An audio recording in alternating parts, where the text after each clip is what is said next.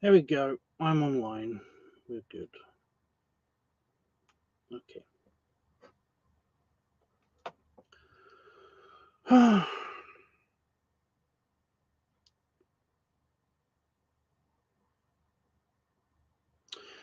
Well,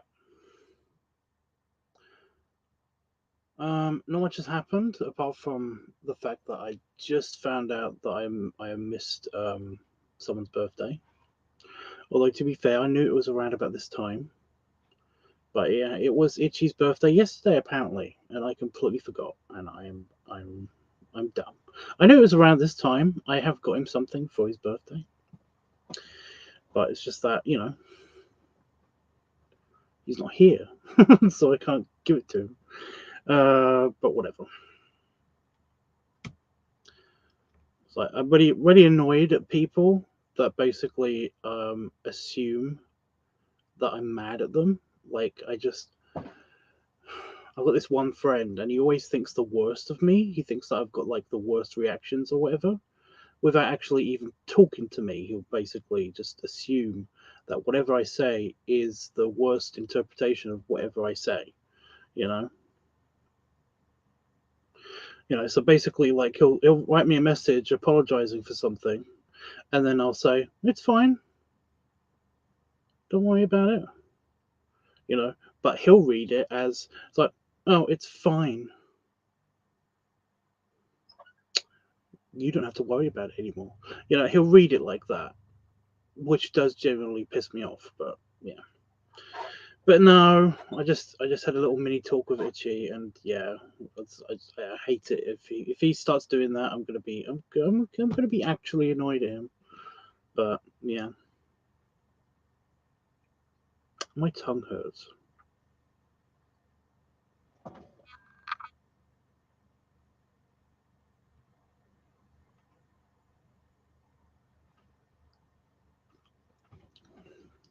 Weird. I must have bit my tongue at some stage. Awesome.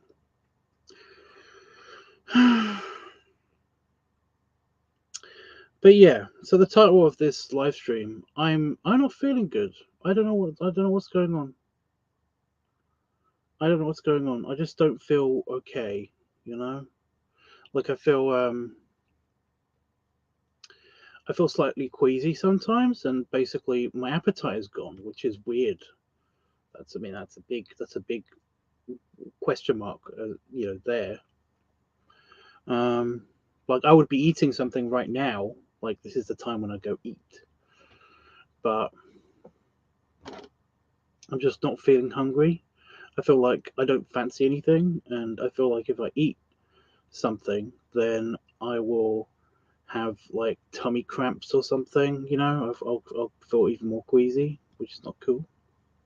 So I don't get it. Mm.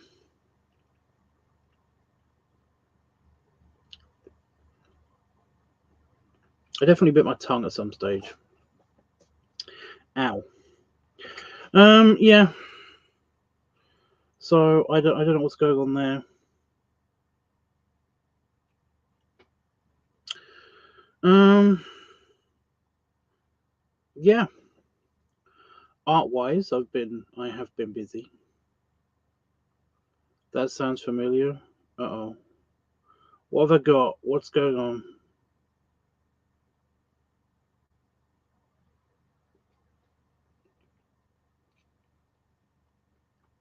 For me not to be hungry, it just is. It's. I mean, that's a big deal because I usually am always hungry.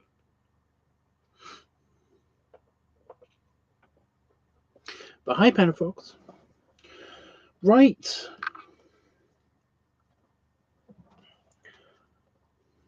Well, that was the symptoms of my IBS. I have been very farty and gassy. I don't know what gives with that. I thought it was just like the Christmas food, the overly rich food of this time of year. But yeah,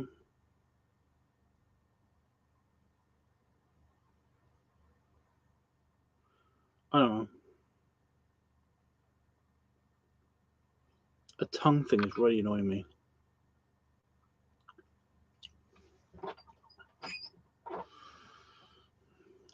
But me having IBS, that's going to be annoying. Considering that's one of the things that makes life, tolerable is the food, and that there's good food on Earth. Hopefully, it's nothing serious. Well, it kind of just happened suddenly, so I don't get it. The tongue thing is so distracting. Mm. Uh, anyway, I have finished off The Tobacconist, and I'm actually drawing. I've actually got the plans. I don't know if this will show up on camera. I've got the isometrics for the layout, the overall plan layout of the. It's empty and it has no windows yet. It's kind of like on The Sims. Like I built the room, but it's got like no windows or anything yet. But the restaurant is done. Oh, come on, focus for me. The restaurant is basically it's done. It just needs to have its furniture populated. Yay! So that's good. It's taken up a whole page, which isn't good because that means that like the pool will definitely take up 2 pages. So yeah.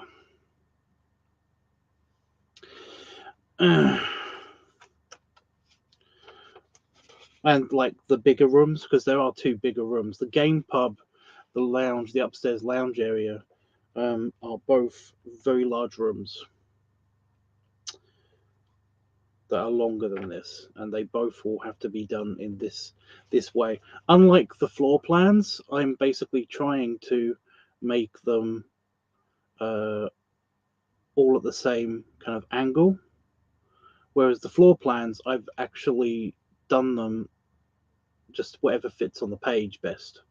So yeah, try to do them all at the same angle, but that's bad because that means that the restaurant, for example, is drawn, long ways down so it fits on the whole page. Whereas I've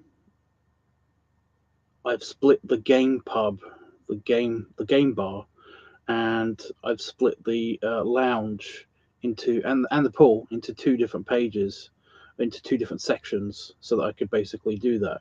I was hoping not to do that, but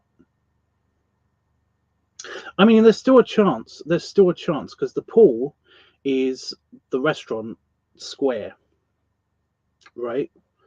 So if the restaurant fits, they do look fantastic by themselves. Oh, it's really hard with the. I mean, they do look really good as pages. Actually, the restaurant still wouldn't fit. I mean, yeah, it still wouldn't fit. Whatever. Okay, so yeah, they do look really cool by themselves as like pages in a book. Right, so I have done, and I'll need your guys' help, opinions, whatever. So, like, Panda Fox is the only one here, but still. I would like your opinion, dude. Again. So I've done the Tobacconist is completed. It just needs, and yes, that is a giant walrus statue thing above the bar in that corner. But yeah, I just need your opinion and help as to if a king or if a basically the ready round guy or the one below him. You know, what's the Duke? Which one of those, and where do they go? Basically, in the tobacconist area, in this room somewhere. I need to know where they will go, and also where the butler's going to go. But you know, that's less important, kind of. But no, that one's otherwise that one is done, and it's ready to be uploaded. The king next to the statue, hovering in the air. The things that are next to the statue are the hookah bar area. So he'll be laying on the ground, or the actual. There's a bar. It's actually over the bar, like the support for the statue. I was very pleased with this. The support for the statue is actually the pillar that the bar is kind of like constructed on, or you could be underneath it. You know, you could be on the laying on that big chair, or sitting in the big chair, although his back will be to you, or you could be at the that's a pipe rack. You know, it's like a pipe filling rack thing by this table. So yeah, you can't really be next to the statue because he'll be floating in the air. Like it's kind of suspended above the bar and kind of connected to the wall, but behind it, so you can't really see. You know, so he'll be standing by that. Okay, be filling his pipe. Okay,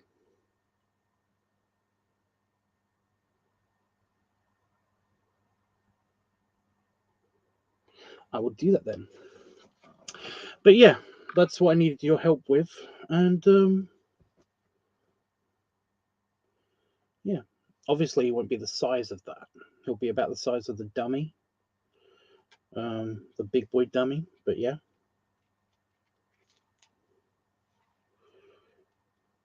so yeah.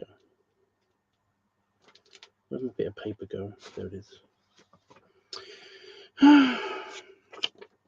If Itchy comes on, then I've got to ask him again because he didn't tell me what he wants for a birthday sketch, like I did for Roscoe, because his birthday was yesterday. So yeah. Where's my pencil? Where's my pencil?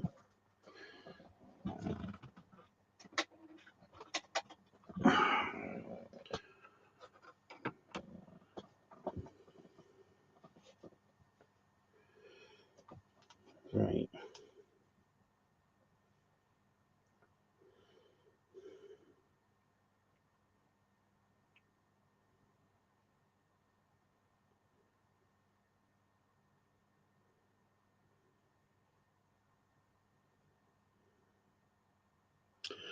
So, I mean, like that's what I've been doing. That's what I've been up to, and I am leaving, um, probably uh, either tomorrow night, well, today night for me, or uh, or actually my tomorrow morning. So yeah, then I'll only be streaming on like Growler or something. So I'm just trying to get a sense of where he's gonna go.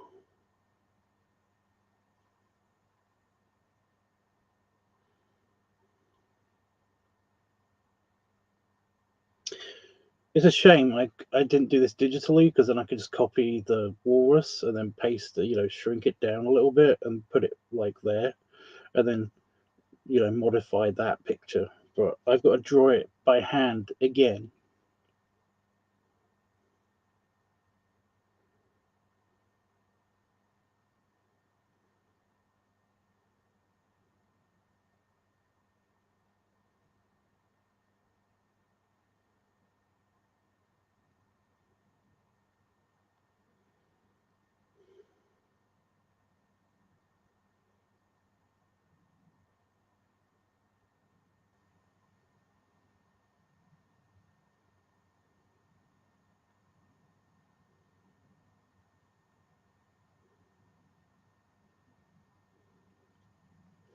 You know what? We'll have him be an extra big king. How about that? Just so you know he's there.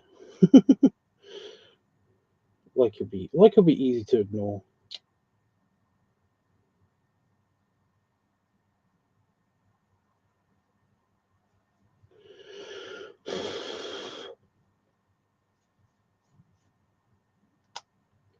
Get away.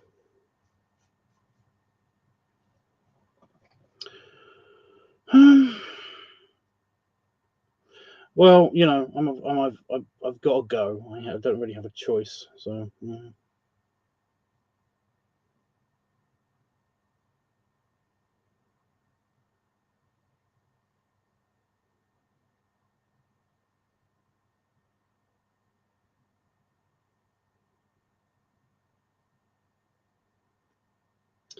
Even if I'm thick.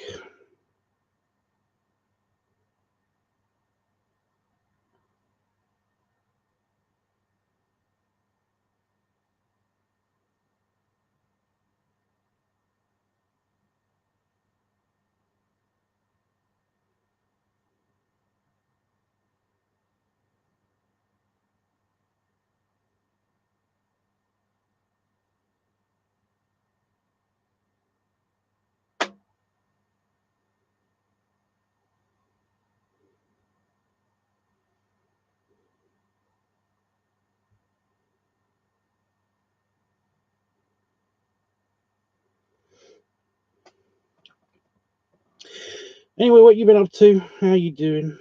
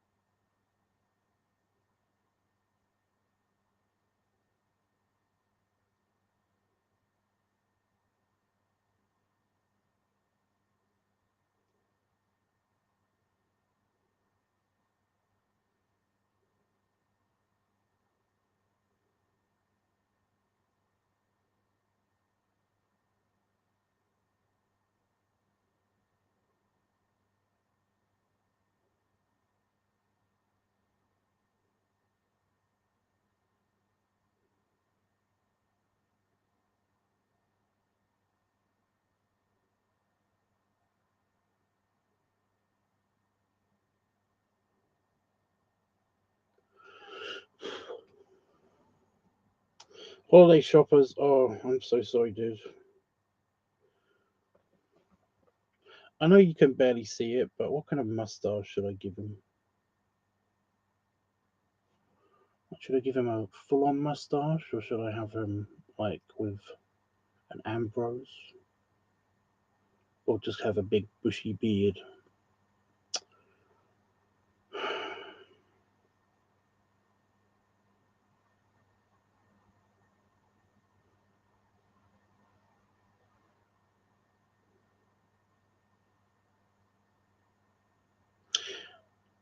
Beard. You know what? It's the season. I'll give him a proper.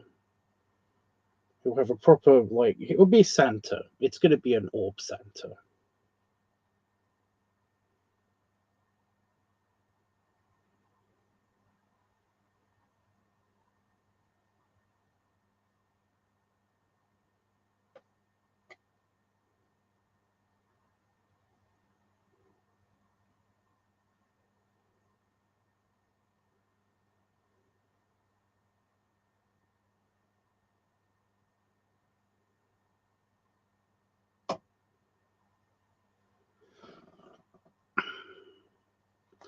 There you go. Again, I've got to really make sure it focuses. Oh, it's also like at a weird angle. But there he is.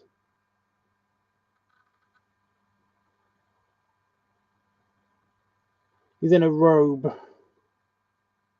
I was going to give him a fez, but I wanted to give him like the bald head appearance.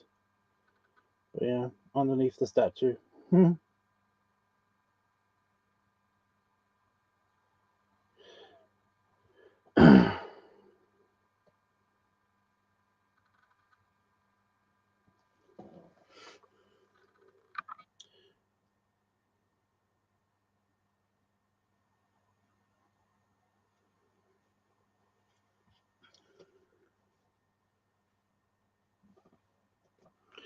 damn, he huge. Well, he's really tiny in the picture.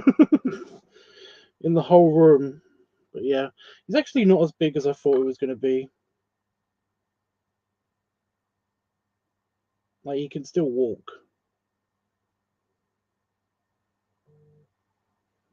Kind of makes me think that I should have done him bigger. But he's about as big as the biggest dummy, which is like, I guess I messed up.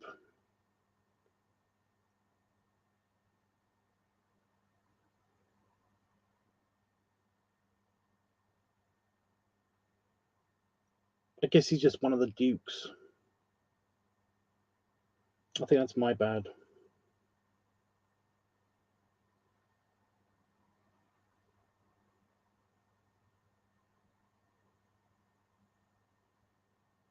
Because basically, like, the king position is reserved for the biggest, which means that, like, he'd have to be either barely mobile or completely immobile.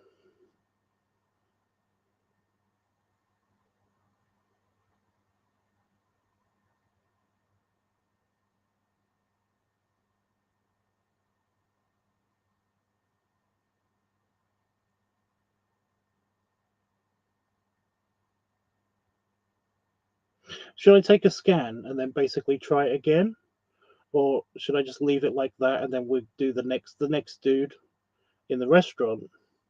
That'll be the king one. I'll try to aim bigger for the next one. What do you think? Should I try it again, or should I just do the king for the next one?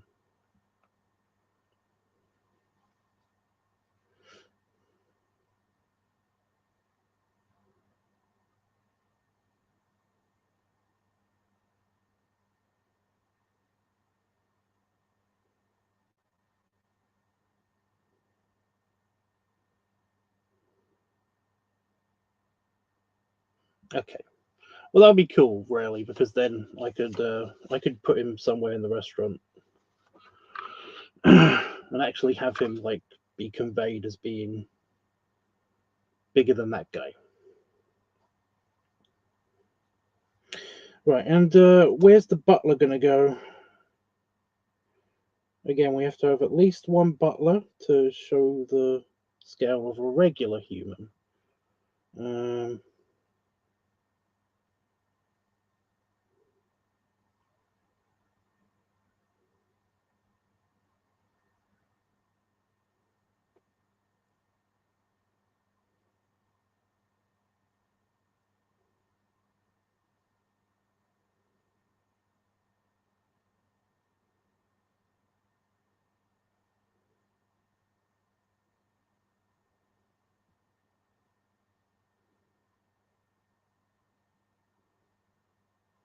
well, just anywhere in the tobacconist. I basically, like I said, I always have to have um, a butler, regular human proportion person, and also one of the members. Like for the last one, I had the barber be the butler, human. Um, but no, I mean, I'll show you the picture again. I'll show you again. Like, if I was to randomly choose, because I was about to anyway, I was just about to choose.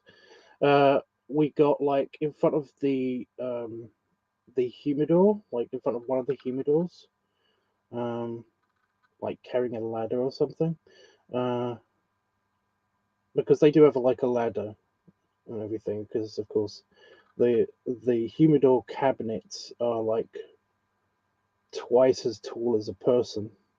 They're really big, and even the pipe tobacco jars along those windows are going to be kind of like a bit high up. So I was going to put a ladder in somewhere, but having them carry around one that's just like it's usually left to the one side or of one of the cabinets somewhere would be like a good choice. But I mean, it's up to you. Butler at the bar. At the bar. I mean, it's a bit busy, but I will try to put him there. You can't really see him. That would be the problem. But yeah.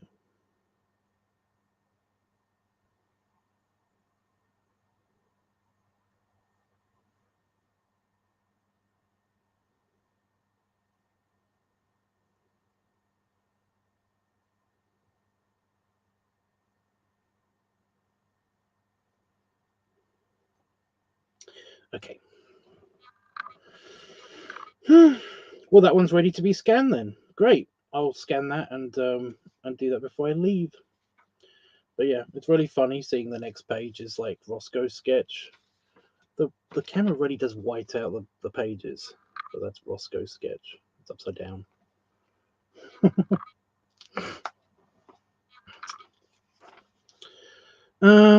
So yeah, the restaurant. I've got to populate the restaurant. So the restaurant is in like 3 sections. You've got like the first walk-in section, um, where you where like visitors and where who are just visiting because they like the restaurant or because they like or because they've got friends that are members or whatever. There's like a regular restaurant for non-members or like people that are visitors. And then you've got like the mid section, which is basically it has 2 private dining rooms and a private party room, which is basically just a bigger table with more seating. However, the king can't really go into the private dining room, which I thought was funny. Because I just haven't. It's too small. The room is just too small. Like once he gets sat down, he won't be able to leave the room for like a day or something. Because once he's sat down, then basically it's like you've got to move around him, or you put him like between the table and the wall or something, and it doesn't work. He'll fall out a window. It's on the it's on the ground floor, so it wouldn't hurt him, but it's just that yeah, if he could fit out a window, he'd probably fall. Well, yeah, he'd have to digest, or they would basically have to be pushing and pulling and like moving furniture in that tiny room. It doesn't really. It's not a tiny room. It's just that it's it's about 7 times bigger than this office. So yeah, it's not a tiny room at all. um, but it's got a table in it. It's got like a proper big dining room table and lots of chairs and lots of furniture and stuff. Well, not lots of furniture, but it has furniture. It'll be a hassle. And even the private dining rooms, basically, I don't think he'd fit in. But there's space for a couple of the Dukes will be okay, but he probably wouldn't be okay. But yeah, then there's the members dining area, the members dining room, which basically has it has a full like a mini stage with it's just a raised step, and it has you've seen the picture. It has like a piano. To be fair, there's a piano in the regular dining room. It's just that it's not as big. It's just there for background music, I guess. I don't know. They didn't have stereos back then. Like rarely they didn't.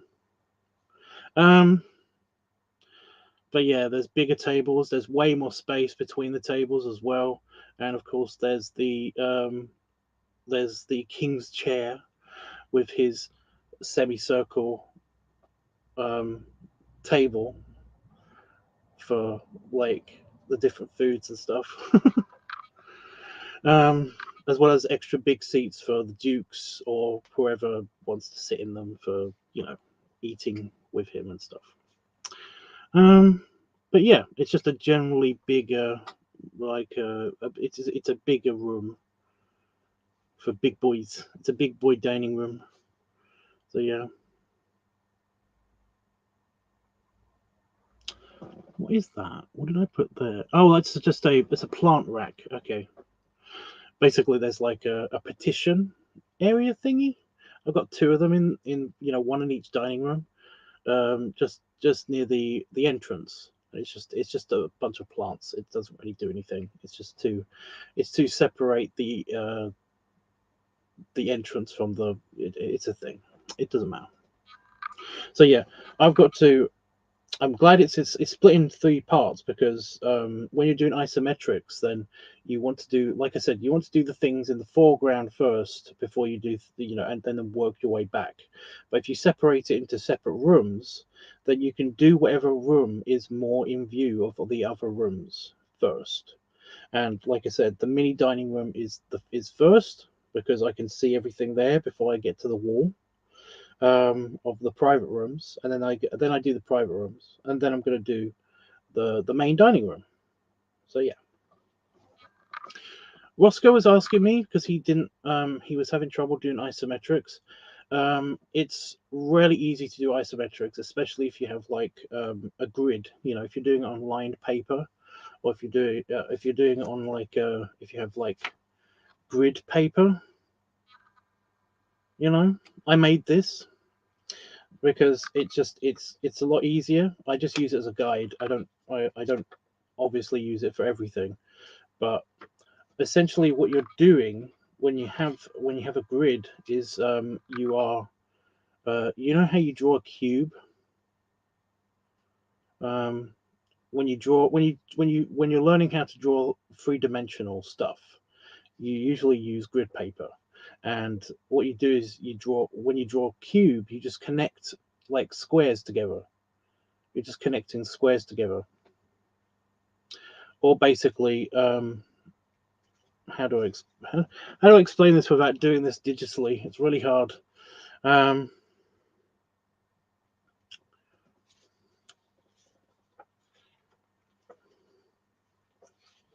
I can do it on this, or you can, and again, I'm hoping he watches this back if he's not here. But what you do is you draw a square. To make a cube, normally you draw a square on grid paper in between the squares. So what you do is you basically get one square of grid paper, and then basically in that one square you draw a smaller square, and then the next square next to it. Sorry, flipped over for you. And then the next square next to it, then you draw another. You section off a quarter of that square, and you keep doing that. And you connect all of these squares, these quarters together to make one square, kind of like that,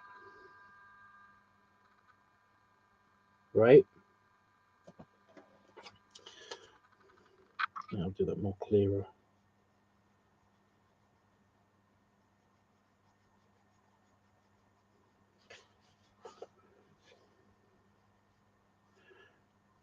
Just so the camera can get a better view. Now, so you do a square like that, and then all you do now is to the top left square, you want to connect that with. I'm talking about this one, the one that my finger is completely covering. To that square, you want to connect that with your square.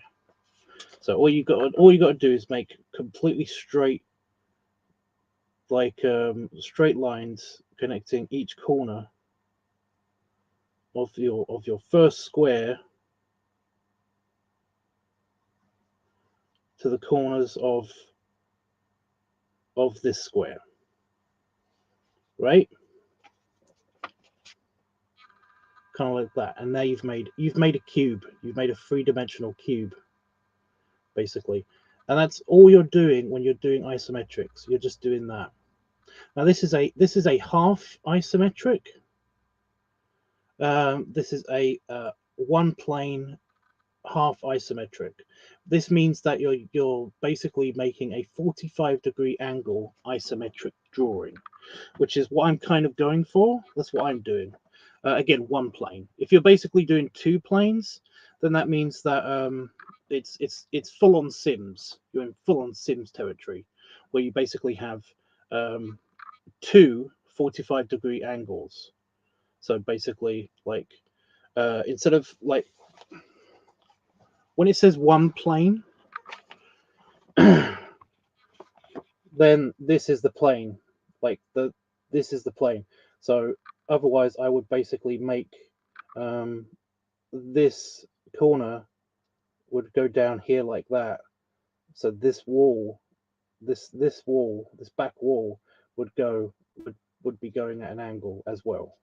But because it's not a because it's a one plane and not a full isometric picture, I'm basically I'm just doing this because it's slightly easier this way for me anyway, because then I get to draw one wall. I get to draw a whole wall with like paintings and everything on it and stuff like that, and it gives you a less distorted, like a less like top-down view. It's slightly more three-dimensional in my opinion. Other people have different opinions. I'm just saying this is the way I'm doing it because it looks better. Plus it saves paper because I can do it all in one. You know, I can do the long rooms like this, you know. So yeah, and that's all you do. That's all you do when you do isometrics. When you want to draw isometrics, this is how you do them. Just by using the three-dimensional square technique, you can basically do it like that. You could do it at different. So this is, like I said, this is half. This is what's known as a half one plane isometric drawing. You can do a quarter isometric drawing, which is basically at a what is it called? What's half of 45? It's where everything is, instead of being at 45-degree angle, everything is instead at a like 23-degree angle instead, or something, you know. 24.5-degree angle instead. And basically that's just that's slightly more flat, but it still gives you the illusion of a three-dimensional space. It's just not as, you know, it's a bit more kind of like level, you know. You're not so much high up. You're actually, you know, you're not one floor above. You're basically like on the stairs looking down slightly, you know.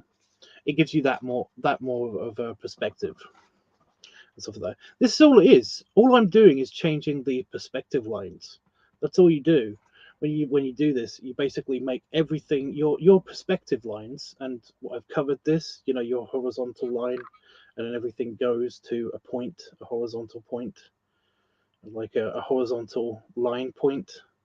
When you're doing perspective, you know, um, you make all of those lines 45 degrees, essentially. That's what you're doing. So I'm sorry, Panda Fox, by the way, if you're bored by this, because I know this is basic. This is very basic, like art teacher stuff. But I'm not saying that Roscoe is very basic. I'm just saying that I'm still confused as how he didn't get this in school. You know, I'm still kind of confused as how he missed this in school, because this was like this was art class. I learned this in primary school, not secondary school or high school. You know, junior high, I think you guys call it. I don't know. But yeah, so that's the way that like your teachers would explain it, because I am a teacher, so I would explain it this way. So yeah, so that's how you would do all of that stuff. That's how you would do isometric drawings and stuff. But yeah, he sent me a message it's saying that he didn't know, he was having trouble with isometric drawing. So hopefully he watches this back, and it clicks with him, because like I said, it's important when you want to know. This is kind of a basic thing. It's important to know. Plus, it's really good if you're an artist and you basically want to do backgrounds and stuff, or even layout. You know, where your characters are going to be and things. It's a good tool to do. You can basically create the background first by making a room, even just a general basic sketch of a room in isometrics, and then you can basically put characters where you want to do them, you know, where you want to put them, so it helps with layout. So I mean, it is helpful tool to learn. I mean, I learned this I learned to do isometrics specifically because, like I said, I was going to be an architect, so I would do like sketches and stuff for, like, a building, and then I'd want to do the inner layout for the building, well, the floor plans like that, and then I would want to do an isometric for it, just so that I know where things are and how they look and how they work, and to make sure that people can get through the building. You don't accidentally make a wall where you need a door or something. You know, it's just a handy thing that, like, architects do when they get to the actual designing phase, as opposed to all of the bureaucratic bullshit that I learned that most of architecture is, which is a shame, because I would love to be an architect, but what are you going to do? Anyway, hopefully, Roscoe, if you're watching this on playback, then hopefully that helps. But I mean, I'm okay repeating this to you if you want me to, like, privately, through messages. It's just that, of course, I'm going to be away, so I'm going to be busy. So yeah, we have done nothing so far. I feel like I've been on for an hour, but it's only been 40 minutes. But I've done nothing so far except for draw um, a very fat guy. But yeah, what are you going to do? Right. So things that are closer to the wall first. That's another thing when you're doing isometrics. I've already said this, I know.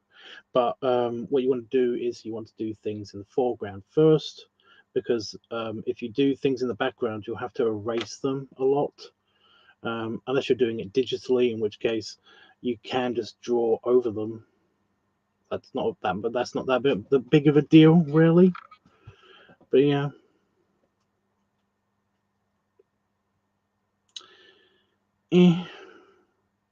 So I've got to draw tables and chairs, lots of them. But as you've seen in the pub, I can do that. I'm okay with that.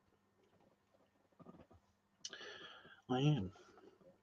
One of the things I had to worry about when I was doing the other isometric pictures so far is lighting, because in Edwardian times they were coming off of the gas lighting and switching to electric lighting, which was a big deal.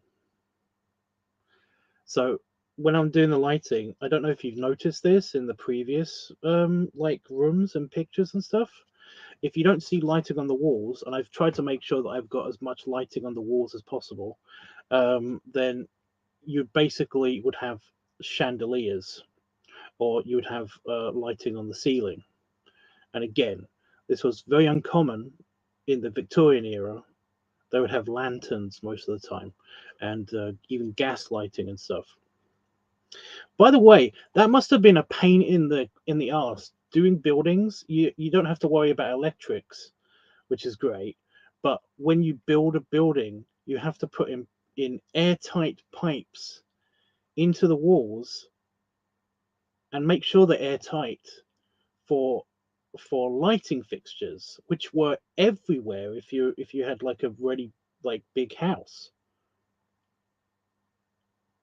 That must have been horrible. That must have been terrifying. It must have been crazy. Oh my god, it's just like, because if there's a leak anywhere, it's a gas leak. These are gas lights. Your house will blow up. What? For a light? I mean, that must. I'm sorry. I'm just that in itself is still crazy to me.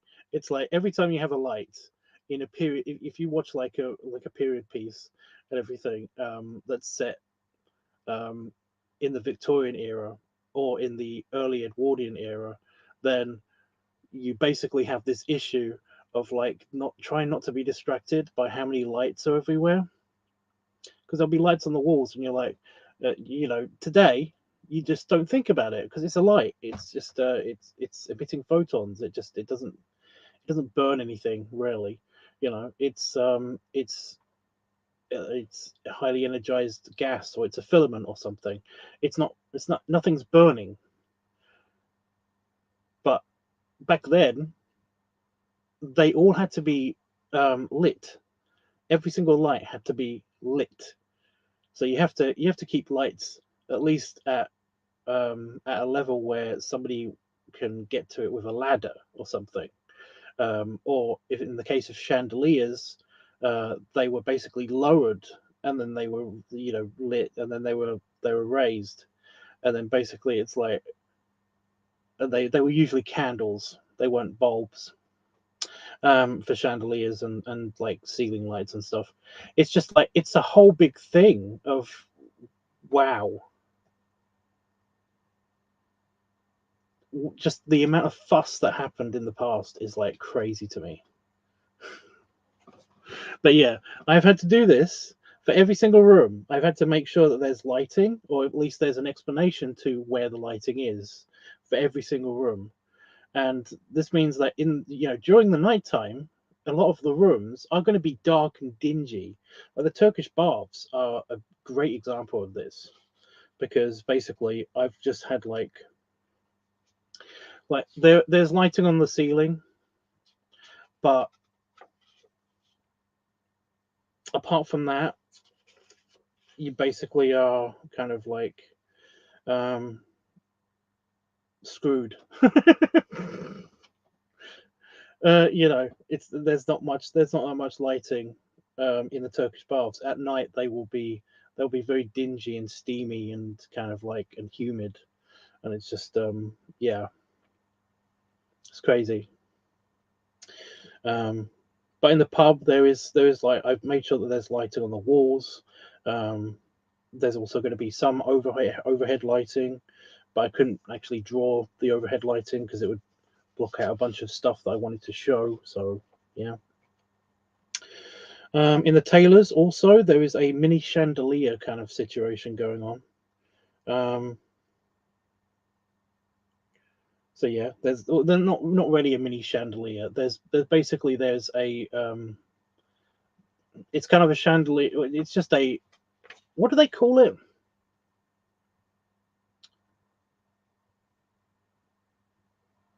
What do they call that? Something that's not an ornamental chandelier. It's just a chandelier. I think it is. But yeah, there's one of those. There's a simplified chandelier. There is a ceiling light that basically somebody had to have lit at some point in the past with like a big stick with a little flame on it, which did exist, um, to light the individual things, light the individual gas lamps up. But yeah, there's one of those plus there's a lamp. There are lamps and stuff. So yeah, they are around the room and you can kind of see them. So yeah, there's like at least one on one of the tables. Yep, I put it on one of the little tables. Um, they're very prominent in the barbers because I basically have them in between sections, in between shelves and stuff, and in between mirrors. Um, so yeah, I didn't put one in the corner. Oh, I was going to do that. Oh, that might make it look busy anyway. Never mind. But yeah, there are also I've actually done mini chandeliers because I didn't want a chandelier for the tobacconist, but I do have these kind of ornamental like wall lamps, like sconces. Um, that you can kind of see. I mean, there's one in between the windows, and then on the other side of the walrus, there's also another. There's two more, but these are kind of like they've got cascading mini chandelier kind of like crystals and stuff, and then there's lights actually inside the on the underside of them. So yeah, there's lamps in there. But yeah, the whole point of this end of the lounge is that it's dark anyway. So I didn't want a big beaming light on the ceiling. I wanted it to be kind of like only lit by the fires, and the natural light of the windows, so that it's all very well lit on one end, but on this end, when it's nighttime, it's very cozy because I wanted that nice cozy feeling. Plus, naughty things might happen. So what are you gonna do? Didn't want that super lit up. Oh, by the way, yeah, I thought this is a very atmospheric thing because this is a very atmospheric thing. Well, that happens with I don't know. It happens with pipe smoke and tobacco and cigar smoke, but because it's a bit more dense, it's way more dense than because of the flavor and everything. It's not super chemically like cigarette smoke and stuff. What happens is that it kind of like uh, it builds a layer. Like there's almost kind of like a layer of that smoke in um, in large spaces, especially. Basically, it kind of like lingers in a layer because it's that's a piece of undisturbed air, like just below the hot air and above the cooler air. Basically, it will linger in this kind of like almost like a surface. And one of the reasons for the walrus statue being there is that basically that's kind of just at the peak of that layer. So it's kind of an atmosphere building thing where this layer of smoke will kind of like act as like the surface of the water. So it's kind of like hovering just below the surface. I thought it was a really cool atmosphere thing. I thought it was a very cool atmosphere thing. Just imagining being in this room, like when it's filled with big dudes. It's just like it's nice. Is nice. But yeah, this is just the small lounge for the tobacconist itself. The actual proper lounge is, of course, on the level above it, which is why this is a thing. This is a split. This is kind of a split room, so it's got a bigger. Yeah, it does mean I'm probably gonna have to draw this again. Ugh.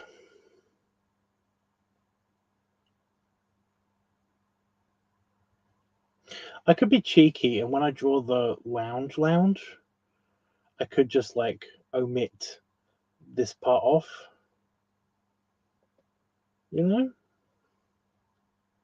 Although I think that might be a bit too cheeky. I don't know. It will depend. We'll see how much of the lounge I can actually fit on one page, and then figure it out. Anyway, the restaurant that we haven't done anything to still yet. Okay, so the thing that is this petition. I'll just quickly show you the restaurant that I'm doing.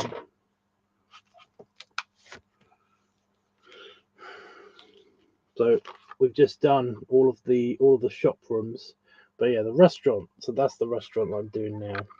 So where my thumb now is even, that little thing is a little petition, and it's got it's basically got like an indoor garden thing right there,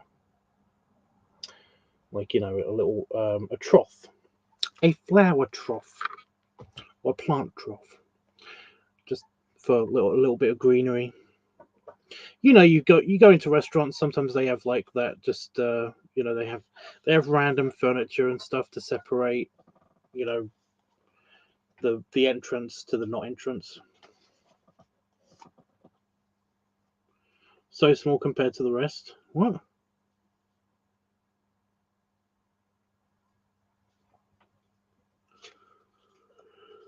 I miss? What's going on? What? Haha, I don't have to draw that.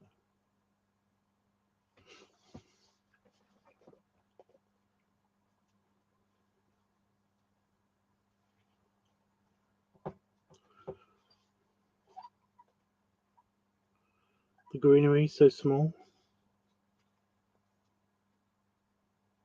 Oh, I thought you meant the room. I thought you meant the room. I thought you were talking about the room because it's like there's shops. These are the shops, and that's the tobacconist that I've done. You know, where closest to my finger, and then you got the restaurant, which is bigger. So yeah, I thought you meant that.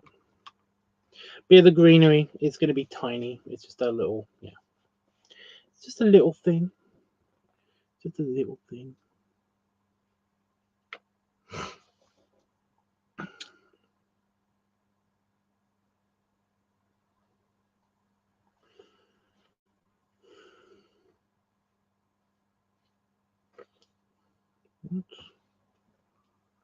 Oh, good. The window spacing is going to be fun. It's got to perfectly line up with like so many shit.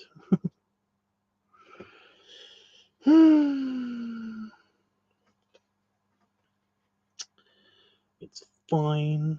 I will figure it out. It'll be great.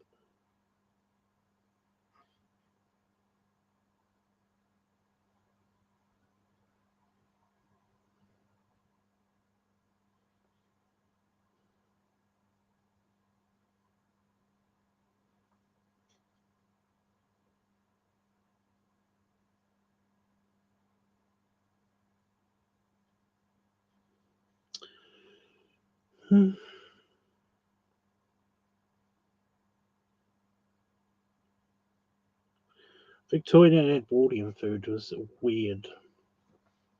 Just want to point that out.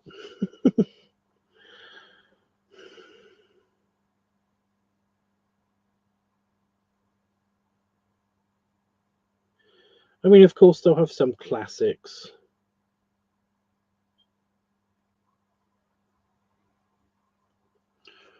But, like, yeah. Why is it weird? They have a lot of jellied food. They have a lot of jellied food, you know, the upper class meals. You know, like a lot of creamy stuff for for in their dinners and stuff. You know, lots of fats and things. I mean, just look up a Victorian recipe book, and you'll see what I mean. It's sometimes it's a bit, yeah. I mean, lots of great sweets and stuff came from that era. Lots of good desserts and stuff, but essentially, um, because they were all fruit based and they were with they, although sugar was commonplace, it kind of wasn't overly used like it is so now.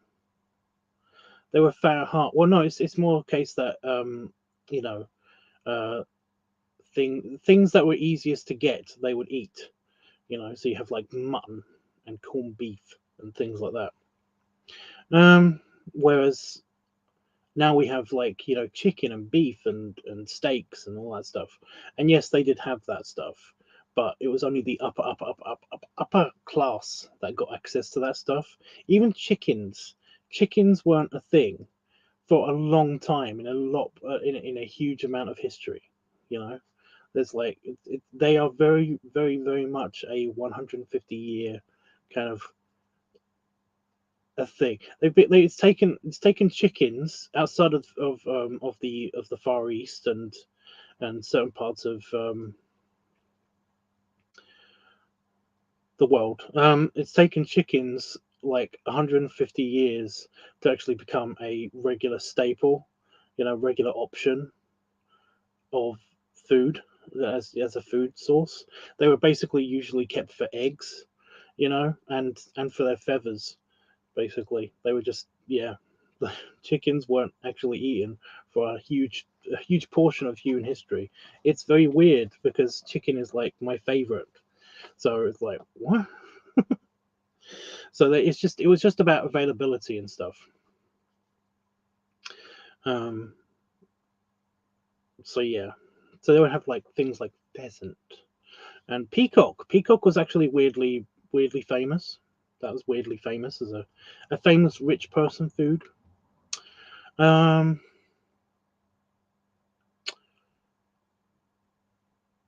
yeah, But no, if you look it up, it's basically a lot of it is kind of like, you know, meat pie based and stuff like that, and soups and yeah.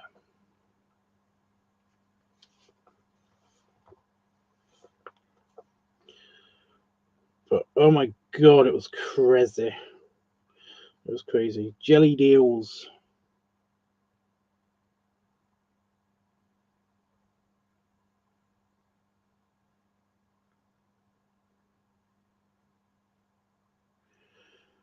Jelly deals. They like to jelly stuff.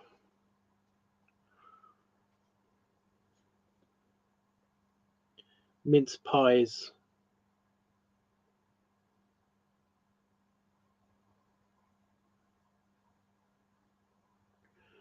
Potato stuff.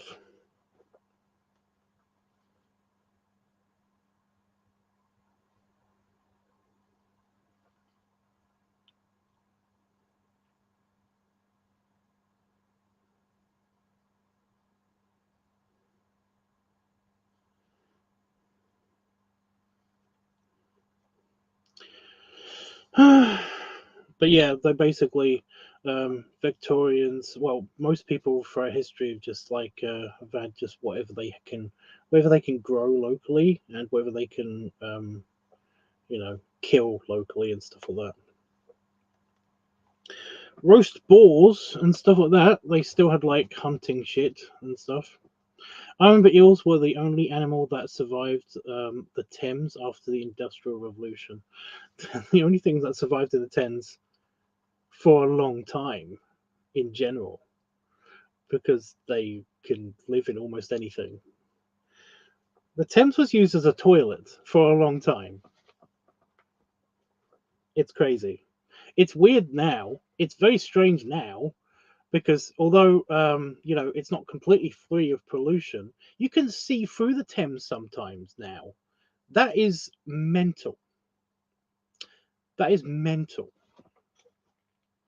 Like, we're living in one of the only times in history in which you can actually see the fucking Thames. Roscoe, you're gonna have to watch the beginning part of this stream because I explain how you do isometric stuff. I don't mind repeating it. It's just that I'm not gonna get anything done if I basically, yeah.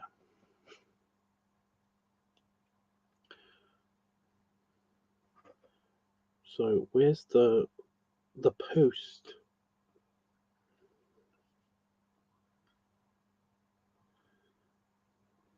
But hello.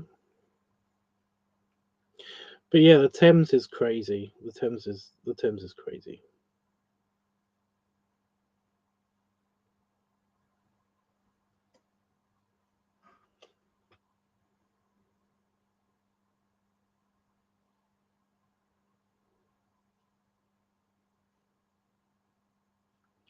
It's still a delicacy.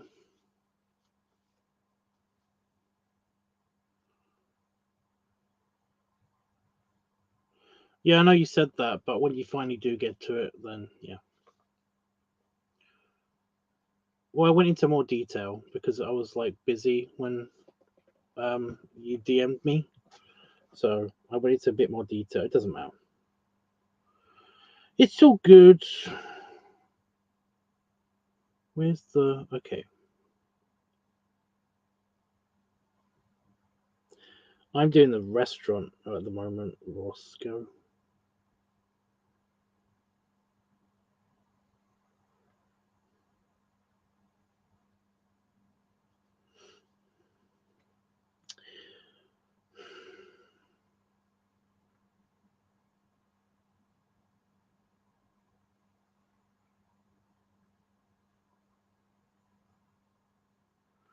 And it's a little bit annoying because I have to draw these. I've got like a big blind thing behind, you know, where the is it a maitre d?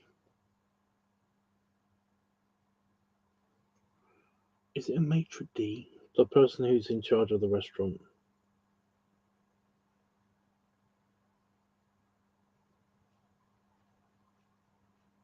What are they called? If you say restaurant manager, I'm going to hurt you. I am. You're trying to do isometrics of my Adventures Guild. Well, again, I explained it by basically, I mean, you know how you make a square on grid paper? You basically do that. You just do that for everything.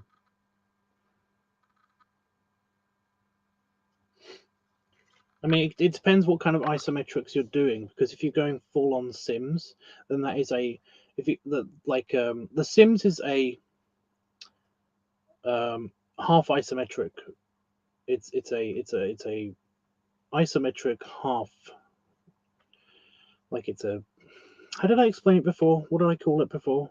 I mean, this is a single plane half isometric picture. The ones that I'm doing are single plane half isometrics. But if you want to go like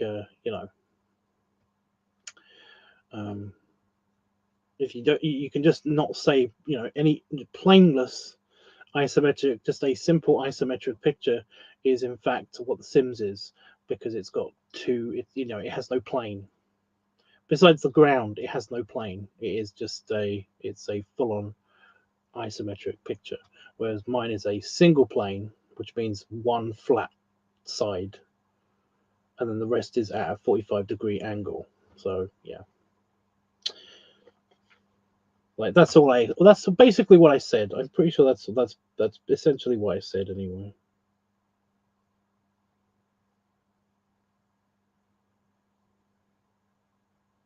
And it's really easy to do on grid paper.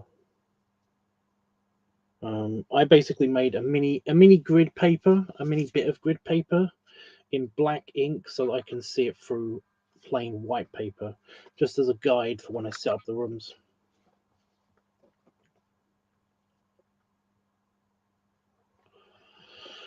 Yeah, that's see the first Sims anyway is it was designed as that's an isometric plane. That is just a it's a bunch of squares tilted at a 45-degree angle. That's basically all the Sims is. The first Sims, again, because you can change the camera angle to whatever now, can't you? But basically, it was locked in at an isometric drawing. That's basically all the Sims is. So yeah.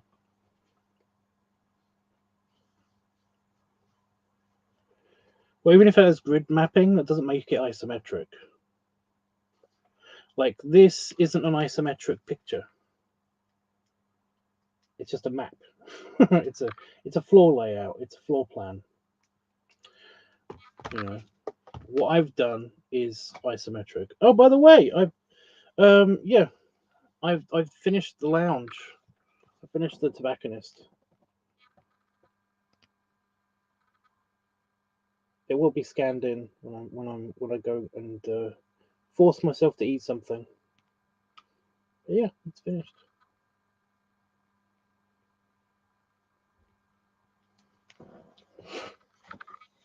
Anyway, I didn't know if you saw that yet, but you would see it later anyway. So just thought I'd give you a hint and a thing. So yeah.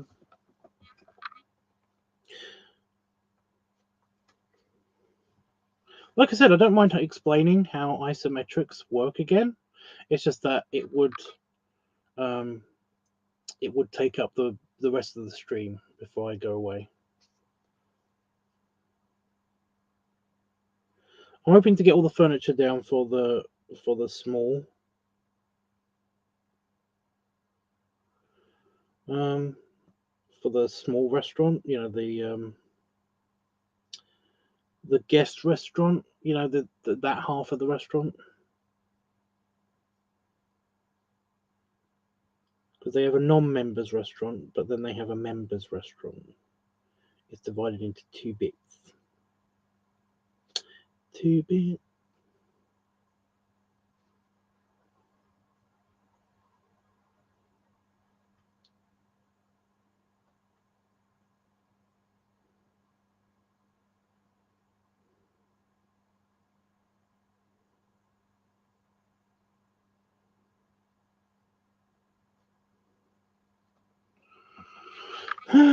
Right. Okay. And then there's a cloakroom there, but it's against that wall, so I don't have to do that. Sweet. Invented laziness, awesome.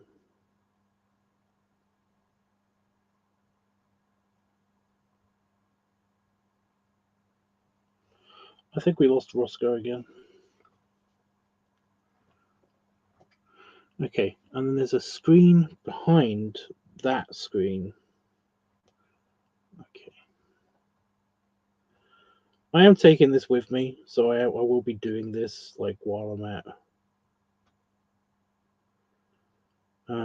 when I'm not wrapping presents and when I'm not doing the decorating of the tree and when I'm not eating, I basically will be doing this. So it'll probably be getting done pretty quick. Then I will probably ask you guys if there's anything you want me to draw.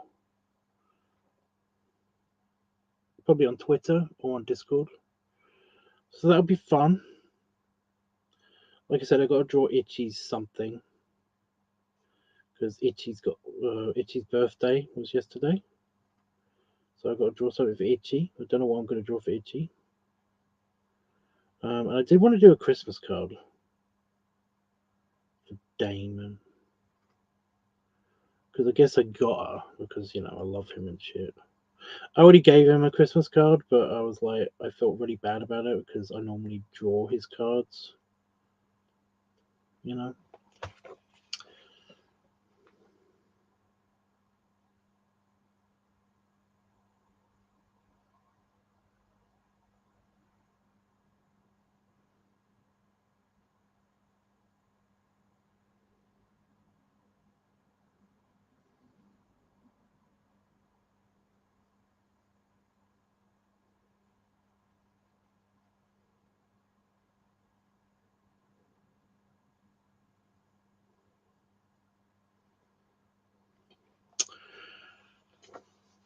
Nice lounge. Oh, are you delayed? I think you might be delayed.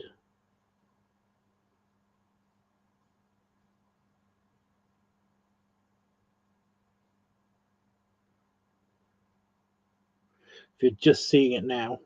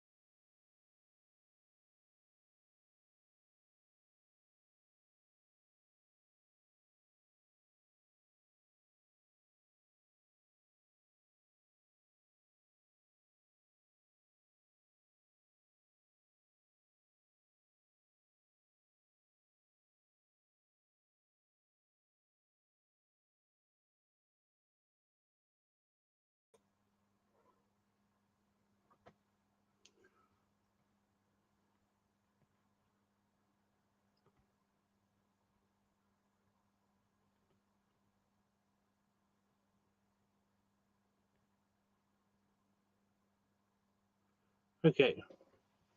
Yeah, tiny internet glitch. No big deal.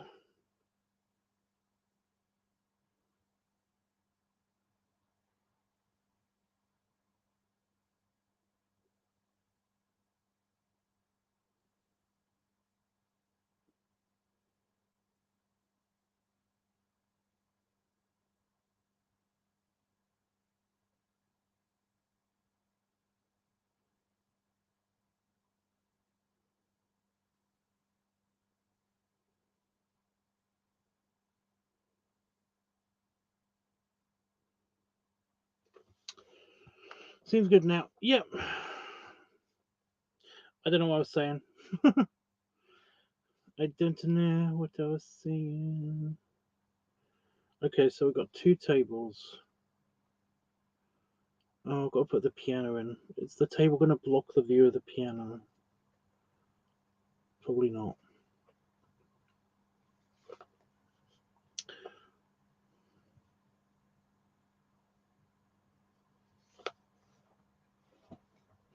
Is that a bookcase?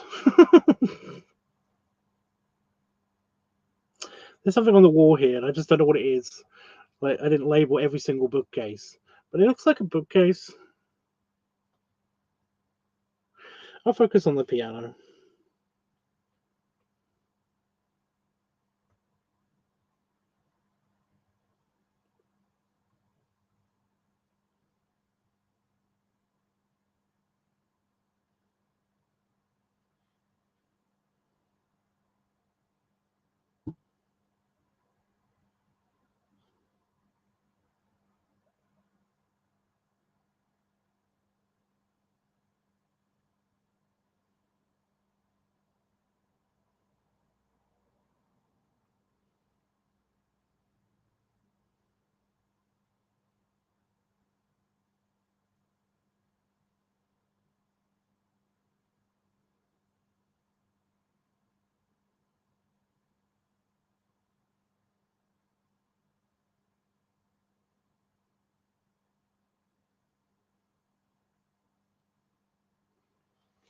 Does the club have a tailor? It does. Have you not seen it? Have you not seen it yet?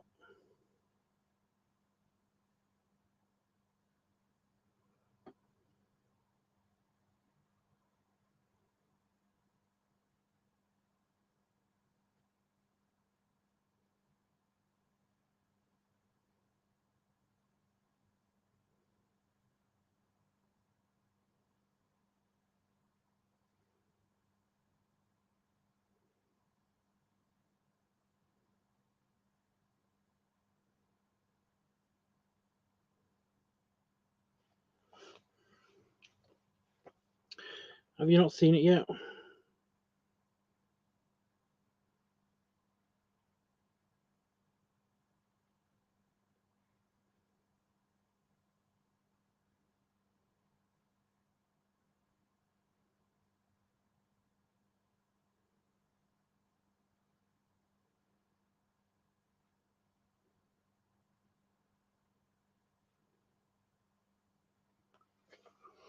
I see it in the diagram now. Yeah, but did you see the isometrics of it? Again, I like the tailors, especially because of the mannequins. I will not shut up about the mannequins. I'm not gonna. You can't make me.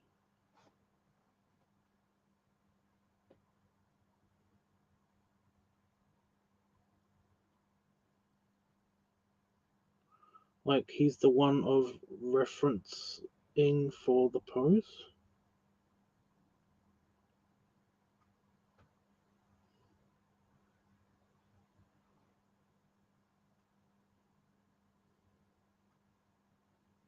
Hmm?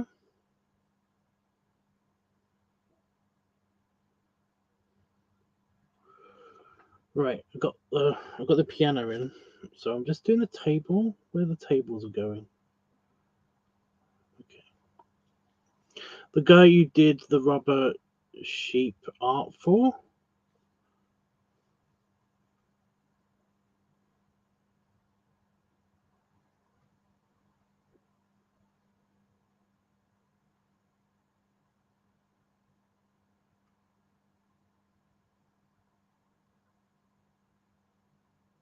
What are we talking about?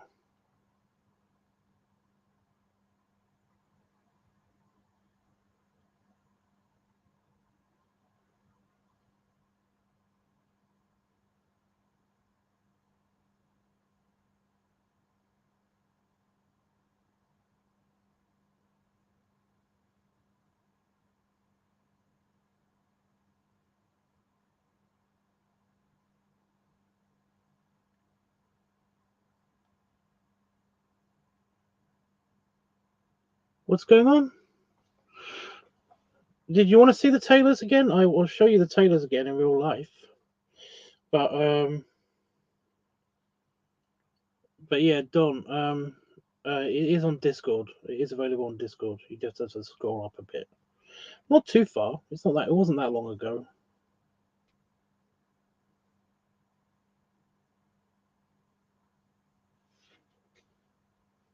Anyway, tables. It's easier to do it this way. So there's a table here. If I just do light pencil outlines, and here,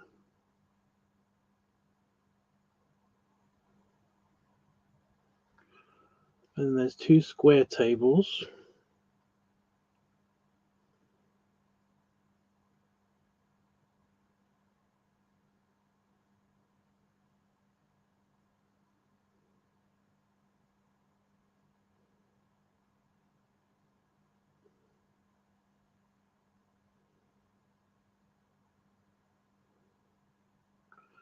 And then there's two more tables at the back.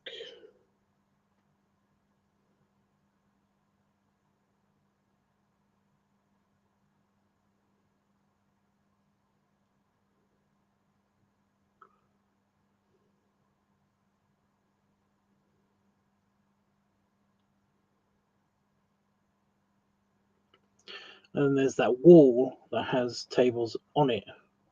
There's 5 tables on it.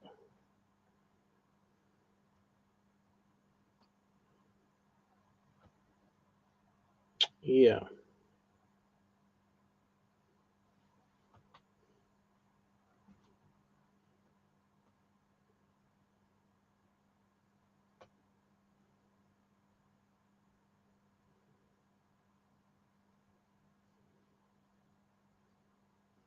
Oh, 5. That's handy because then I've got like a middle one.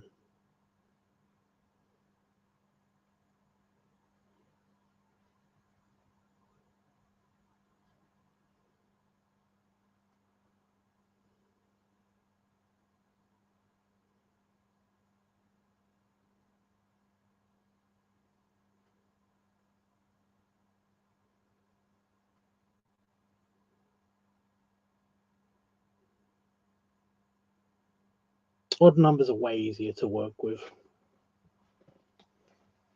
So what are you talking about with Overzone?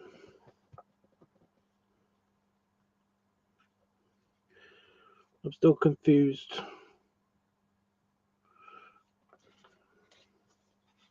It's hurting my tiny little brain. I think they're both gone. I'm hoping it's probably just Panafox here.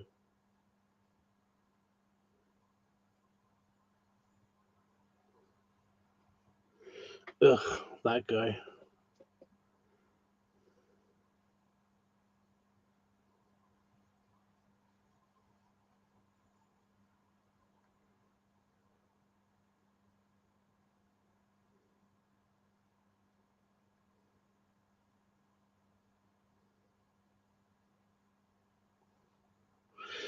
Nope, can't even provoke people. Ugh.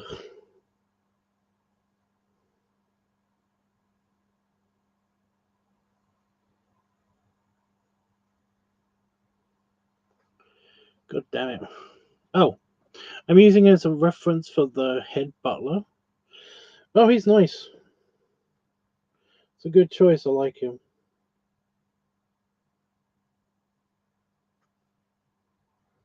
Especially in a red red. Especially when he's in rubber. Like the actual guy. When he's in rubber. very nice. Just when he's doing the fishing thing, you know, when he's in waders, just it makes my penis turn on. I don't know why. I have no idea why. I don't get it.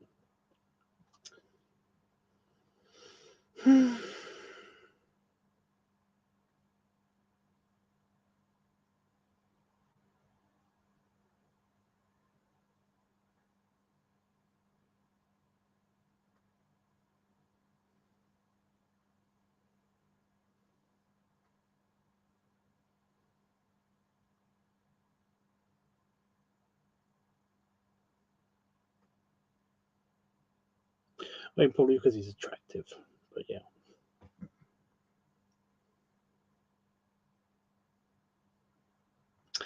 He's into fishing, and he's a biker as well. He has a bike.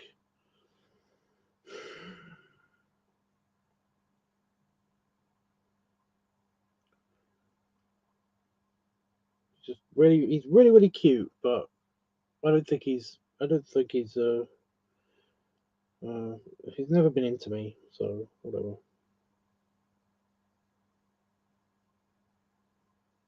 Sad.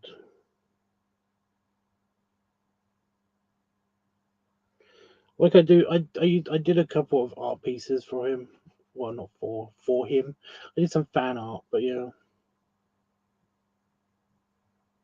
You don't understand your suspenders fetish?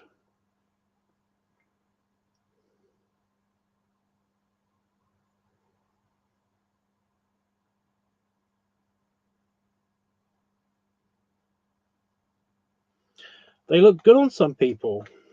I get it.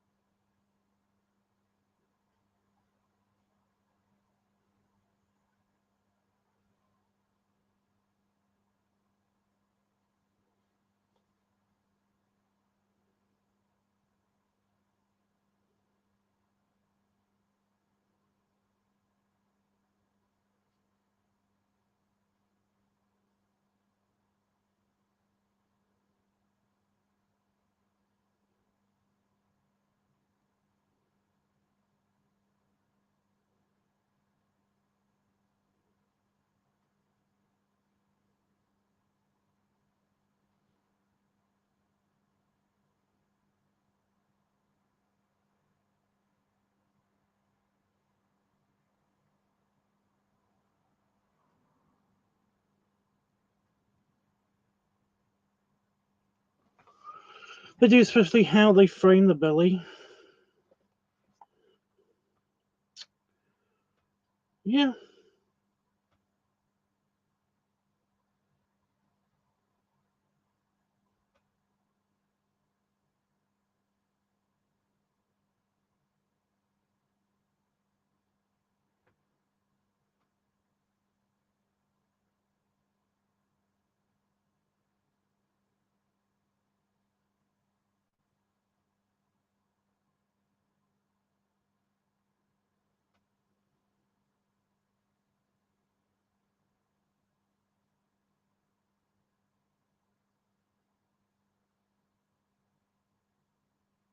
I get it. I need to find a better drawing position. Do I hear that? I see you there.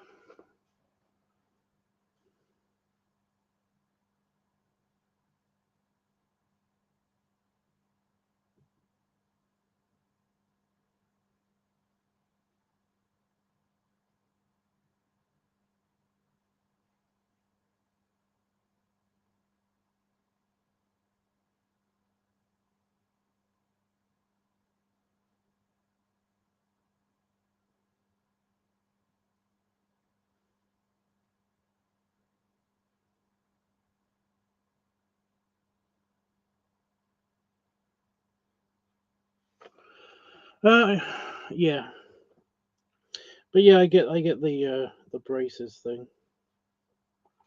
Well, I haven't put any chairs in, but I've done all the tables. Right, so that's the back wall.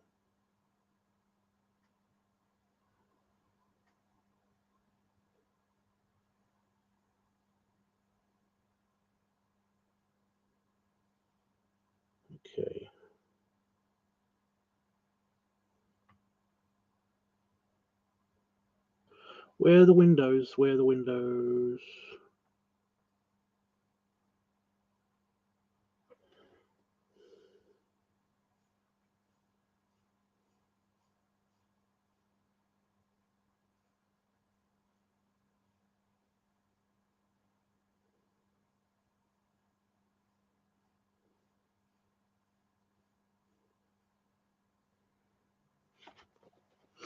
Because there's a big sofa benchy thing.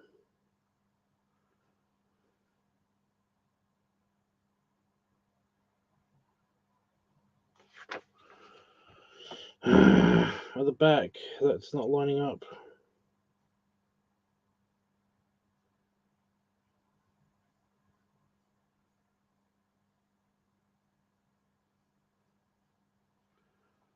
Just doesn't look lined up. I think it's because the tables are slightly changed position.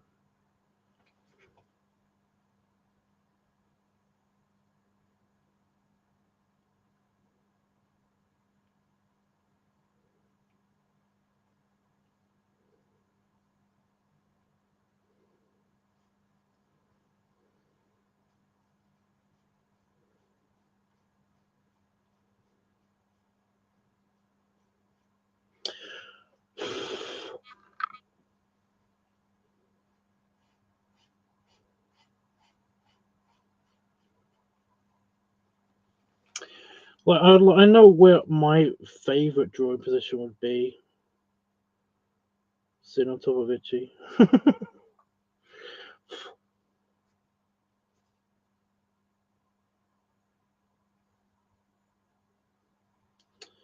But yeah. What are you gonna do? Okay, chairs. Now I can do the chairs.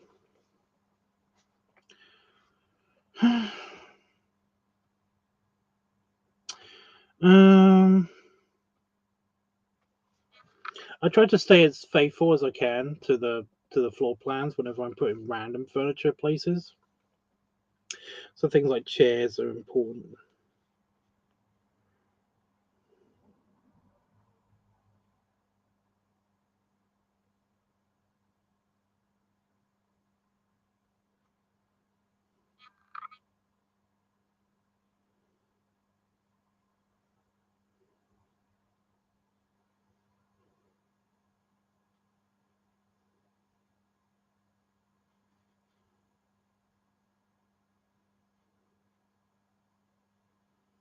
Okay.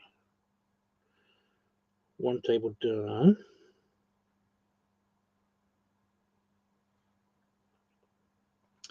Second table.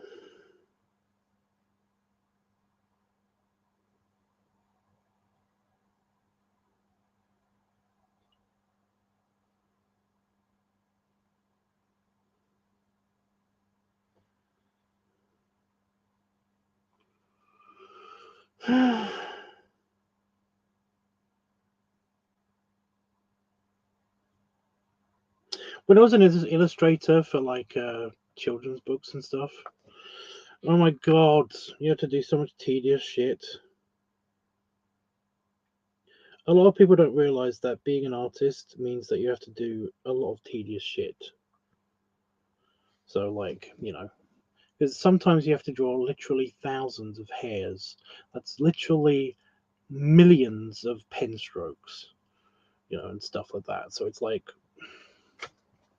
yeah, of course you have to do that.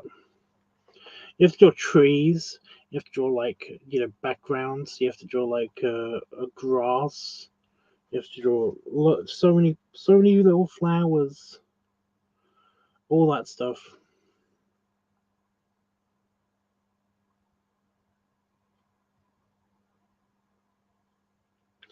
I do remember being a little kid, and we were taken to a Saxon fort.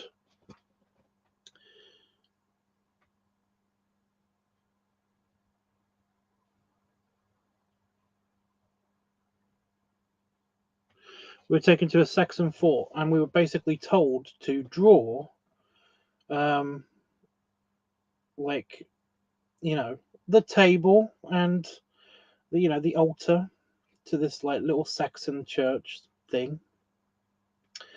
And it was all wood, and it was all innately carved and everything. And you know, the teachers were expecting us to draw like, you know, like the table and where the window was, and maybe even do a bit of the back wall or something.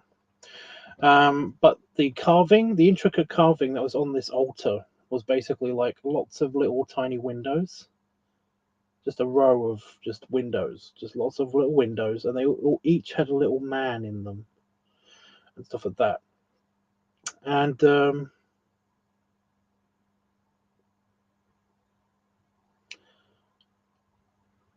Saxons were a group of Europeans that came into England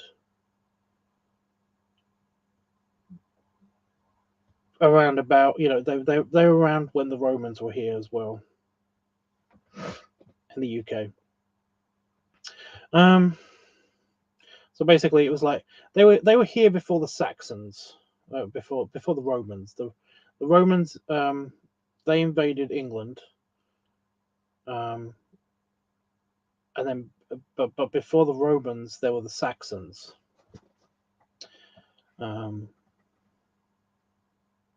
So yeah. So they were basically like a bunch of like Bronze Age. I think it's Bronze Age people. Anglo-Saxon to modern English. Yeah, I wouldn't even say that. I don't like the whole Anglo-Saxon thing because, like, because my ancestry is Irish, it's like we're very, very Celtic in origin more than the Saxon.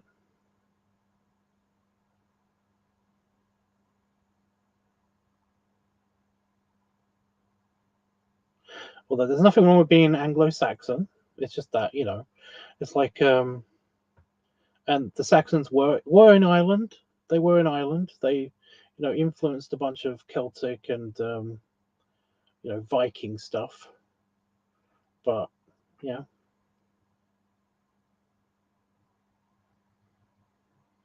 Anyway.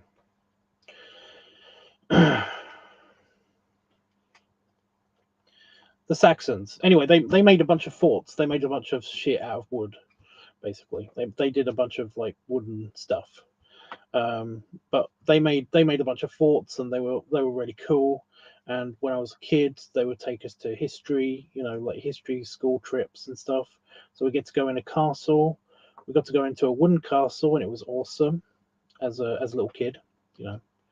As like, you know, 8 or 9 year old. Anyway, they were basically like, they asked us to like draw this room, draw the outline of this room, so that we could get the significance of it or something. Even as little kids, I don't know. I don't know why they asked us to do it. They thought it would be fun, I guess.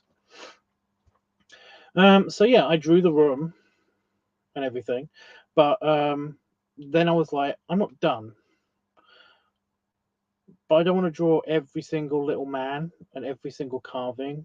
So I remember that because my mum put this picture up on the wall, so I remember this for I still remember this for ages, because I grew up looking at this picture and thinking that was really shit, because I rushed it because I didn't want to do the tediousness. I wasn't an artist then; I was just a kid, so I didn't want the tediousness. So you got this bunch of these wavy lines on, you know, scribbled on this altar, and then like one or two like little people kind of like drawn in really shittily, and then basically like the rest of them are empty.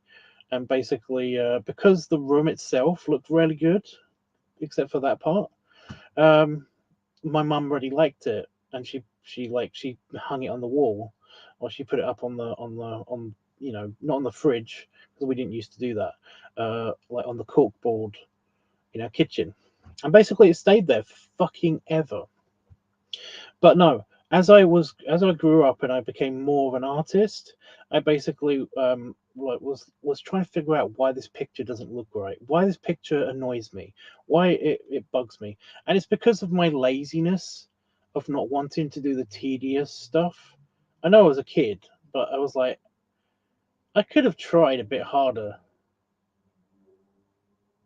to make all of these little notches even. I could have tried a little bit harder to actually, do the. It might have been tedious, but to actually draw the details on each individual person a little better, And as I grew up, and I basically, and I do like tedious stuff, like drawing every single table and every single chair. Um, and when I was a illustrator, um, drawing every single tree in every single forest and every single flower to do all the tedious shit, like outlining every single book on a bookcase in the background or something, you know, doing all that stuff. It's incredibly tedious. It's so boring, and it's why pictures often take a long time, because a lot of us artists, we need a break.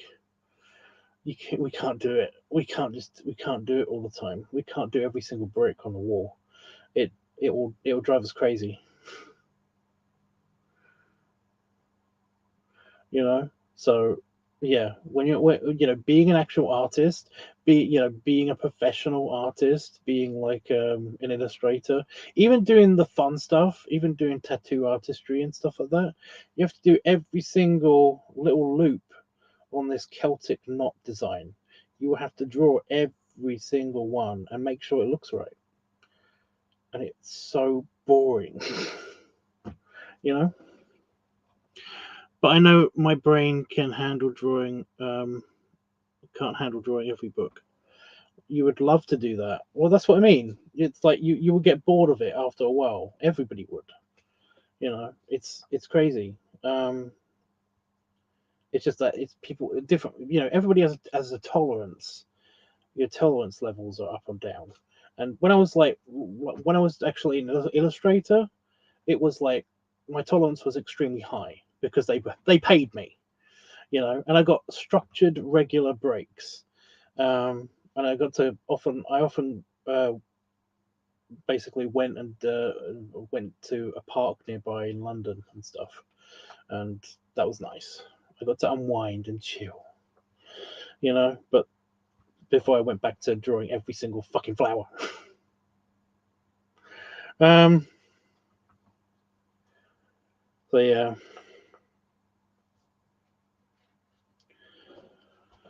Okay.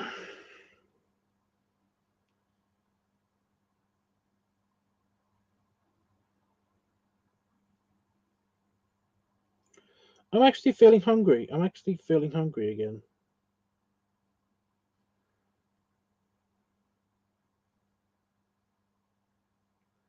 So I'm gonna finish this up, and then I'm gonna go grab something to eat. Just gonna finish doing these chairs, and then I'm gonna go grab some food. I don't know what I'm gonna eat, but I'll have something.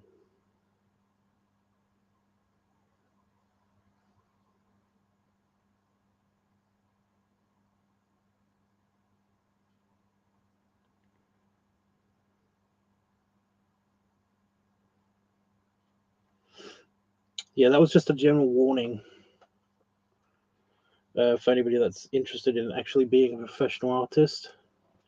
There is some real tedious shit that you'll have to draw, and it will drive you crazy if you try to do it all. You try to do it all in one go. So remember to take breaks.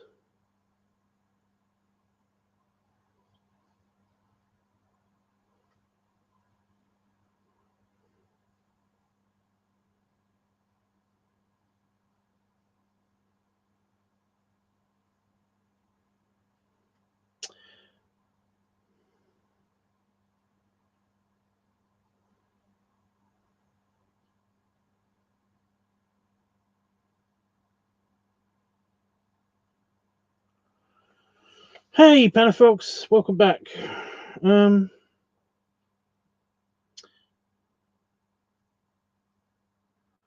will you be doing any recordings this week? What do you mean?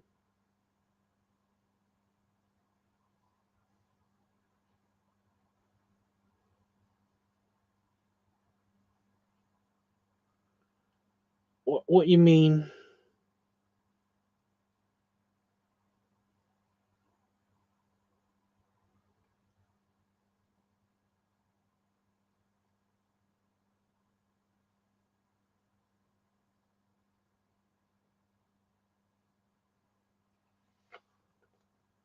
Because your Santa stuff, because your birthday has passed. Yeah, that video that you wanted is just I did you a picture. Jeez. The video that you requested is just very hard to do. It's not as simple. Otherwise, there would be lots of them.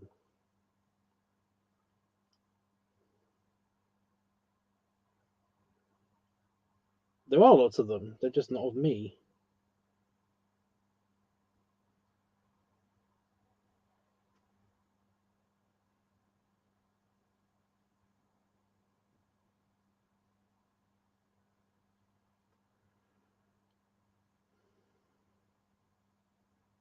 It's incredibly hard to reach for a camera when I think I'm that close, because then basically,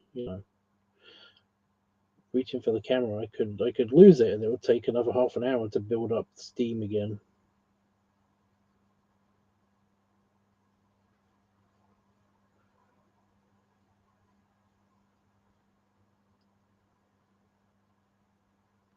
Yeah. Also, I actually managed to I was about to record it, but then I got stuck because I was like, well, I can't really see my beard and the whole package without you know without dropping the phone.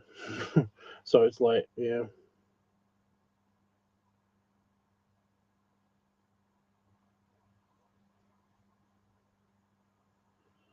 so yeah, but yeah, I can do that.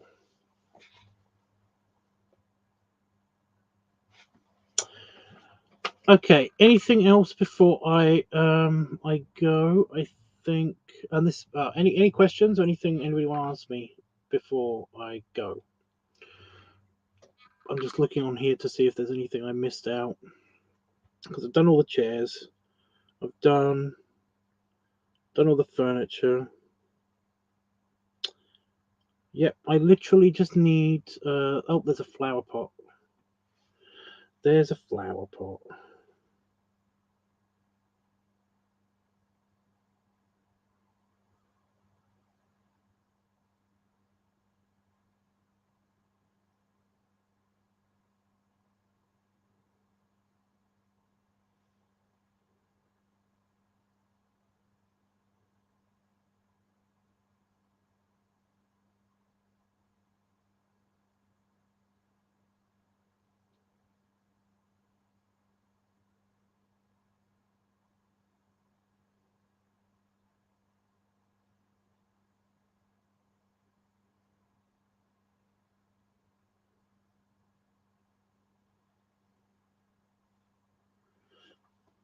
Anything else? Right. Right. So we got the furniture in for the first part, the first half of the restaurant. We only got to do the entire rest of the page. And then I've got to do the walls and the windows. Yeah. But yeah, before I go eat, so I've done that bit, which is not going to focus now. But before I go eat, I will scan in the tobacconist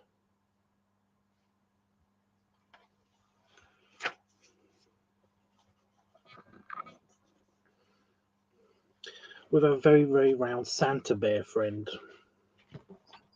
Good progress. Okay, I believe you.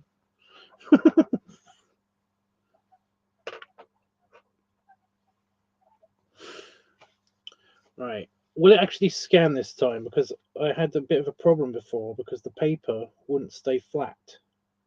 And I've got a feeling it's not going to do. It's not going to stay flat again.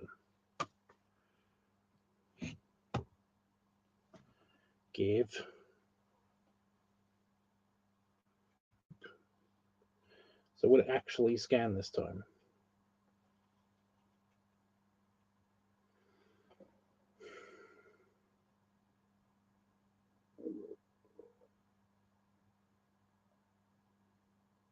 Did you hear that?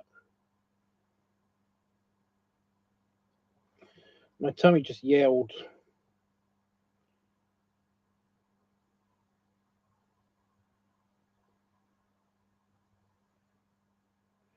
Right, it scanned it, but I'm going to take a picture anyway, and in case the scan was shit.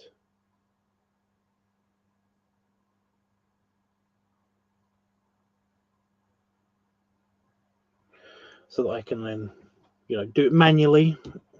Put the phone down. I got to put the phone down like that. You didn't hear that? My tummy just growled like really loudly. So it's very hungry. But yeah, I'll go eat something. I'll record Roscoe's video. And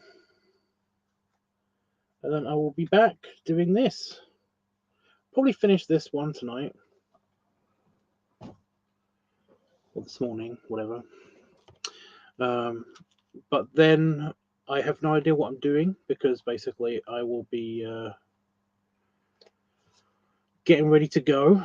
And if I don't go tomorrow, then I'll be going, tomorrow for you guys.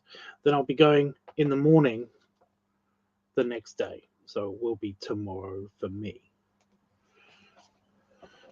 So I might be back on here tomorrow, like right about this time, to see you guys.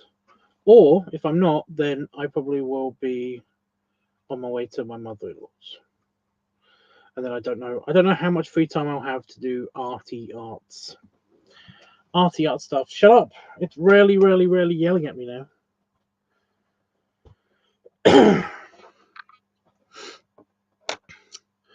But I probably won't be. I won't be streaming. Let's see how these came out.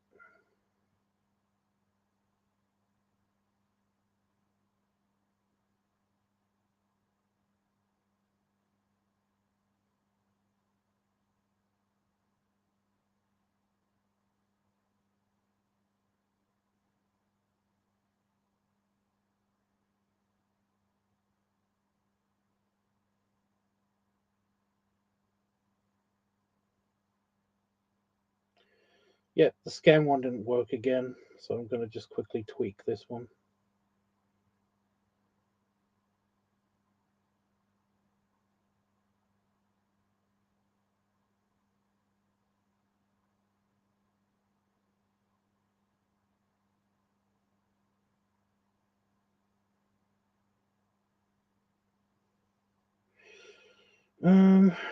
Light balance up, contrast up. Oh yes, that's nice. Sharpness. No,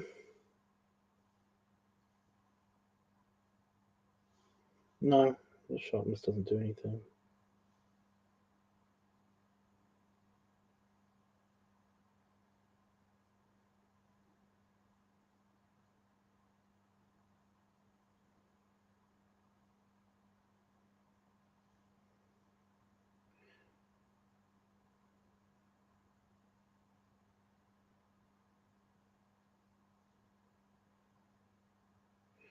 Yes, I wonder if anybody's actually going to spot. They're playing like the Where's Wally or Where's Waldo, like in these drawings, to see if they can find the fat guys. I wonder if anyone's going to actually do that. That would be funny. Anyway, I think that's good. Save. Yeah, the scan one as the last two, the scanned ones haven't been that good. I don't get it. Anyway, yeah, Discord. Okay, so that one. I don't know if Don saw the Taylors.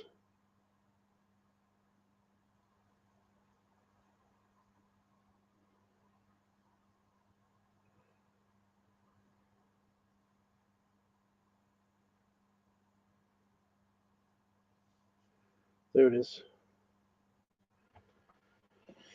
Uploading.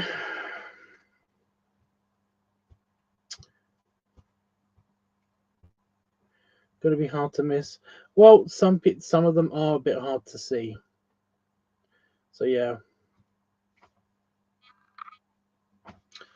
I do get it. There it is. It's on.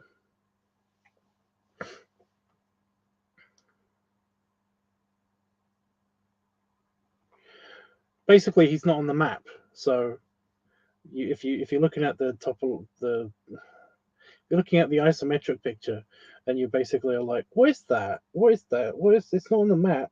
And it's like, oh right, that's him. that's a dude. It's a round dude. Right. Like that one looks like Santa. If you look really closely at it, it does look like Santa. I'm proud of that one. Anyway, he's not quite king, but he's definitely on the high end of dukedom. Anyway, right. Yes, so I might be here tomorrow. I might not. I will try to do a live stream. It probably will be on like Growl or something. When I'm at my mother-in-law's, and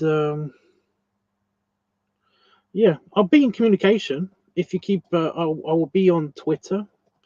You know, I'll still be posting stuff on Twitter as I do them, and I'll still be posting stuff on Discord, of course. I'll still be around on Discord, and yeah, trying to think of what else I'll be doing.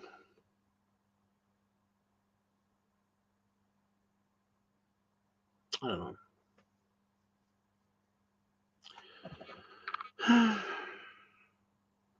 So yeah, feel free to chat with me or talk to me or anything on the socials. I'm trying to think if there's anything else that I'm missing.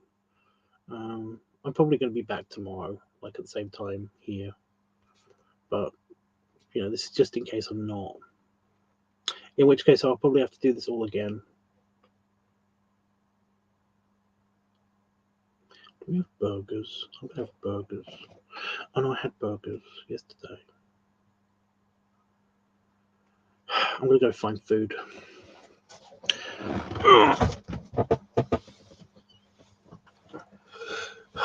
Belly rubs. And belly salute.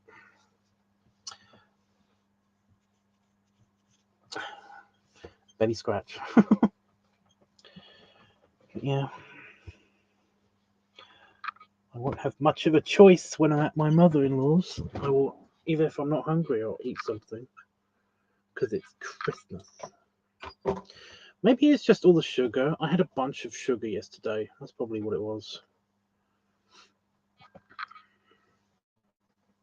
Because I basically like there's a biscuit tin, you know, tin of cookies, a cookie tin, that my mother gave me, and I ate the entire tin.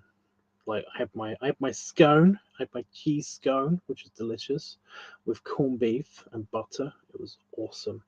And then I was like, well, this is okay. I'll have something else later. And I didn't, because I ate an entire tin of biscuits with 2 pints of milk, and I was like, oh, this is I'm very happy with this. But ever since then, I've just not felt hungry. And in fact, I've just felt a bit queasy thinking about food in general. Except for right now, which I'm kind of hungry. I'm not as hungry as I should be. So yeah, I don't get it. I'll keep you updated if it gets worse or whatever. But yeah. Anyway. Toodles.